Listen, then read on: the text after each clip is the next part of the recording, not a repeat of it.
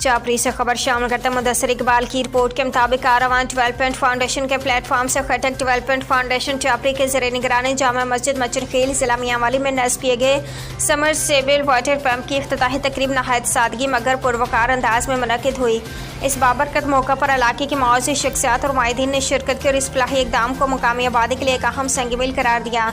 तकरीब के मेहमान खुसूसी मोहतरम Syed Abid Gilani chairman Karwan development foundation थे, जिन्होंने टीचर उस्मान के हमरा बाकायदा तौर पर समरसेबल वाटर पंप का इफ्तिताह किया। ये पंप जामे मस्जिद मचनखेल चापरी में पीने के साफ पानी की फरहमी और मस्जिद की दीगर ज़रूरियात पूरी करने के लिए नस्ब किया गया है। इस इक़दाम से न सिर्फ नमाजी हज़रात को वज़ू और पीने के साफ पानी की सहूलत मुयस्सर आएगी, बल्कि अहले इलाका भी इस सहूलत से मुस्तफ़ीद हो सकेंगे।